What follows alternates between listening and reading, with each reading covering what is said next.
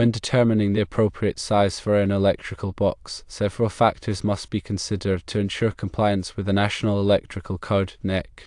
The NEC specifies the requirements for box fill, which is the maximum number and size of conductors and devices permitted in a box. This is crucial for preventing overheating and ensuring safe operation of electrical systems. Firstly, the number of conductors within the box is a primary consideration.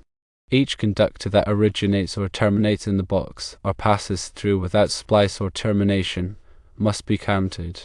This includes both insulated conductors and bare equipment grounding conductors. Secondly, deductions are made for certain internal components. Cable clamps, if internal to the box, are each counted as one conductor, based on the largest conductor entering the box through that clamp. Similarly, fixture studs, or hickeys, also count as one conductor, based on the largest conductor attached to them. Thirdly, equipment grounding conductors are handled differently. The NEC allows all equipment grounding conductors entering the box to be counted as a single conductor, based on the largest equipment grounding conductor present. Fourthly, conductor size influences the required box volume. The NEC provides tables that specify the volume required for each conductor size. For instance, a number 14 American wire gauge AUG conductor requires 2.0 cubic inches, while a number 12 AWG conductor requires 2.25 cubic inches. The volume requirements increase with larger conductor sizes. Fifthly, device yokes, such as those for switches or receptacles, also contribute to the box fill calculation. Each device yoke counts as two conductors based on the largest conductor connected to the device. Sixthly, internal splices and terminations must also be accounted for. Each splice or termination counts as one conductor based on the size of the conductors being spliced or terminated. Seventhly, after determining the total conductor count and considering deductions for internal components, the minimum box volume can be calculated. This is done by multiplying the conductor count by the volume required for the largest conductor in the box. Eighthly, the NEC provides specific rules for different types of boxes, including metal boxes, non-metallic boxes, and boxes with extensions. These rules may affect the allowable box fill and volume calculations. Ninthly, it's important to consult the relevant NEC tables and articles for the most accurate and up-to-date information on box fill calculations. These tables provide detailed specifications for conductor fill, volume allowances, and other relevant factors. The volume of the box must be sufficient to accommodate all conductors, internal components, and devices without overcrowding. Overfilling a box can lead to overheating, insulation damage, and potentially fire hazards. Therefore, it is important to carefully calculate the required box volume and select a box that meets or exceeds this requirement. If a box is found to be too small, it should be replaced with a larger box to ensure compliance with the NEC. Let's consider a specific example to illustrate the box fill calculation process. Suppose a box contains 3 number 14 AWG conductors, 1 cable clamp, 1 fixture stud, and 1 equipment grounding conductor. Firstly, count the conductors. There are 3 number 14 AWG conductors, which each require 2.0 cubic inches of volume according to the NEC. Secondly, account for the cable clamp and fixture stud. Each counts as one conductor, so we add 2 more conductors to the count. Thirdly, the equipment grounding conductor counts as a single conductor. Fourthly, the total conductor count is now 6. Fifthly, calculate the total volume required. 6 conductors multiplied by 2.0 cubic inches per conductor equals 12 cubic inches. Sixthly, deduct the volume reduction allowed for the cable clamp and fixture stud. In this case, the question mentions that a reduction in volume of 2 cubic inches for each fixture stud or cable clamp is allowed, and that is incorrect as the volume must be calculated. Seventhly, the final volume required is 12 cubic inches. Now consider the box volume.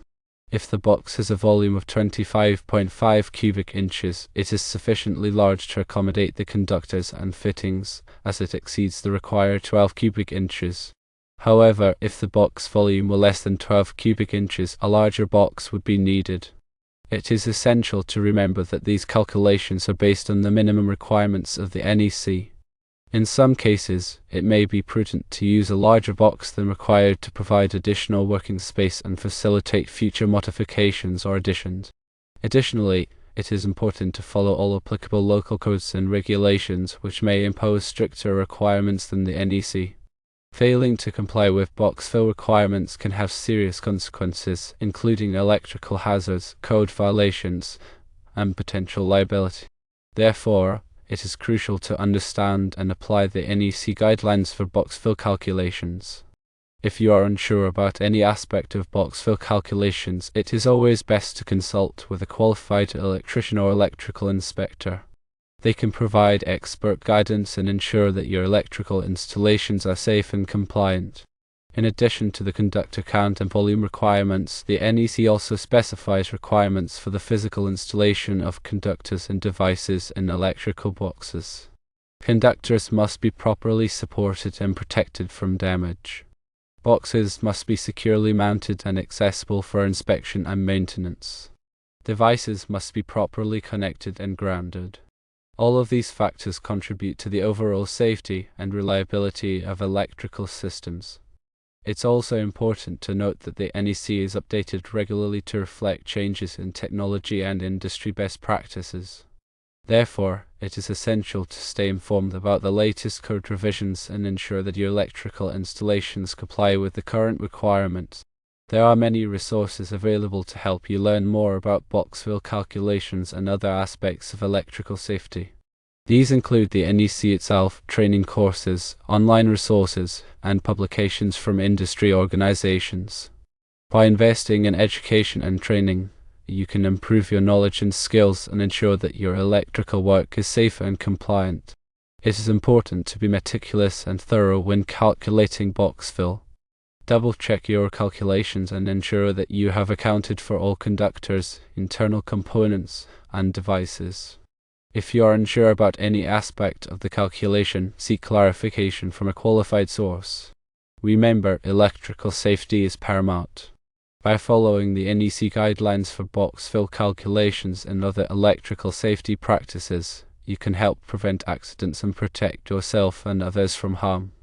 The NEC is a complex and comprehensive document, but it is essential for ensuring the safety and reliability of electrical systems. By understanding and applying the NEC requirements for box fill calculations, you can contribute to a safer and more efficient electrical environment. Lastly, always prioritize safety when working with electricity. To energize circuits before working on them, use appropriate personal protective equipment, and follow all applicable safety procedures. If you are not qualified to perform electrical work, hire a licensed electrician. Electricity is a powerful force that can be dangerous if not handled properly. Therefore, it is essential to take all necessary precautions to protect yourself and others from harm.